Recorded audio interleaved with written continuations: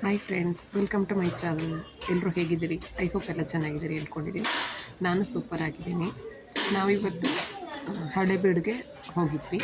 ಹಳೇಬೀಡು ಅಂತಂದರೆ ಒಂದು ಕರ್ನಾಟಕದವ್ರಿಗೆ ಹೆಮ್ಮೆ. ಯಾಕೆಂದರೆ ಅಲ್ಲಿ ನಾವು ನೋಡೋದು ಕಮ್ಮಿ, ಬಟ್ ಬೇರೆ ಊರ ಕಡೆಯಿಂದ, ಬೇರೆ ರಾಜ್ಯ ಕಡೆಯಿಂದ ಬಂದು ಎಲ್ಲರೂ ಅದನ್ನು ನೋಡ್ತಿದ್ದಾಗ ಎಷ್ಟು ಖುಷಿಯಾಗುತ್ತೆ ಅಲ್ಲ. ಒಂದು ಕಂಬಗಳಲ್ಲೇ ಅವ್ರ ಕೆತ್ತನೆಗಳನ್ನ ನೋಡೋಕ್ಕೆ. ನಮ್ಮ ಹಿರಿಯರು, ನಮ್ಮ ಪೂರ್ವಿಕರು ಎಷ್ಟು ಬುದ್ಧಿವಂತರು, ಎಷ್ಟು ಕಲೆಗಾರರು. ನಾವೇ ಇತ್ತೀಚೆಗೆ ನಾವು ಅವ್ರಿಗೆ ಹೋಲಿಸ್ಕೊಂಡ್ರೆ ನಾವು ತುಂಬ ಸೋಂಬೇರಿಗಳು ಬಿಡಿ.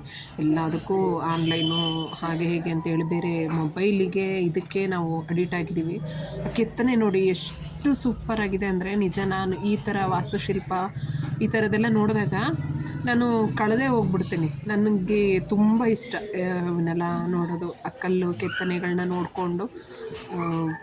ಅದು ಹೇಳೋಕ್ಕೆ ಆಗಲ್ಲ ಆ ಖುಷಿ ನನಗೆ. ಅಷ್ಟು ಖುಷಿ ನನಗದೊಂದು ನೋಡ್ತಾ ಇರೋಕ್ಕೆ.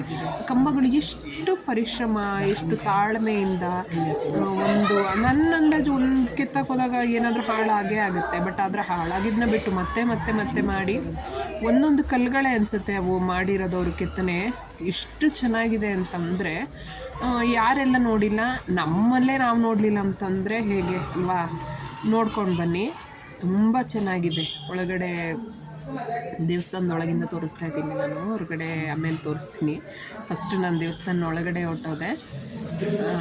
ಸ್ವಾಮಿ ಚೆನ್ನಕೇಶ್ವರ ಅಂದ್ಕೊತೀನಿ ಒಳಗಡೆ ದೇವರಿರೋದು.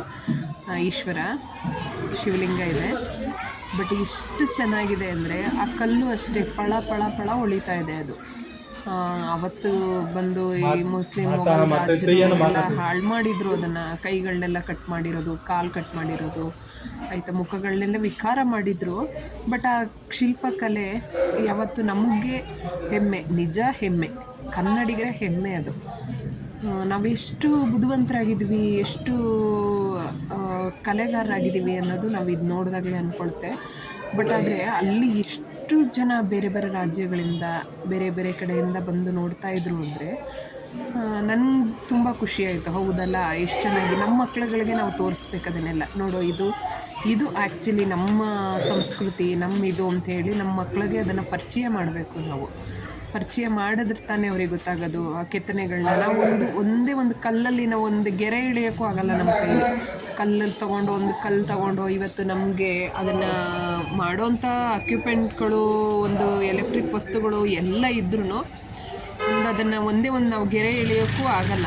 ಆದರೂ ನಮ್ಮ ಹಿರಿಯರು, ನಮ್ಮ ಪೂರ್ವಿಕರು, ನಮ್ಮ ಸನಾತನ ಧರ್ಮ ಎಷ್ಟು ಚೆನ್ನಾಗಿ ಅದನ್ನು ಕೆತ್ತನೆ ಮಾಡಿದ್ದಾರೆ. ಎಷ್ಟು ವರ್ಷಗಳು ತೊಗೊಂಡ್ರು ಅದನ್ನು ಕೆತ್ತನೆ ಮಾಡೋಕ್ಕೆ ಅಲ್ವಾ?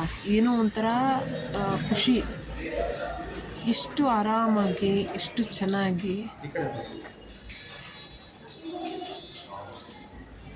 ನನಗಂತೂ ಕಾಣದೇ ಹೋಗಿದ್ದೀನಿ ನಾನು ಅದನ್ನೆಲ್ಲ, ಶಿಲ್ಪಕಲೆಗಳನ್ನೆಲ್ಲ ನೋಡಿಕೊಂಡು.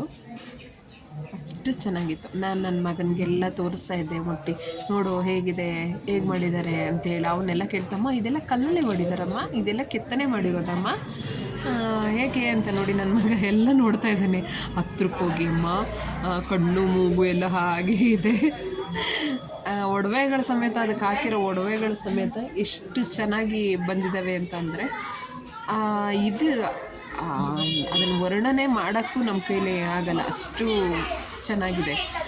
ಎಷ್ಟು ಕೂಲಾಗಿ, ಎಷ್ಟು ತಣ್ಣಗೆ. ನಿಜ, ದೇವಸ್ಥಾನದೊಳಗೆ ಹೋದರೆ ನಮ್ಮ ಪರ್ಸ್ನಲ್ ಲೈಫು ಜಂಜಾಟಗಳು ಏನಿದೆ ಅದೆಲ್ಲ ನಿಜ ಮರ್ತೋಗ್ಬಿಡತ್ತೆ. ಅದು ಅಷ್ಟು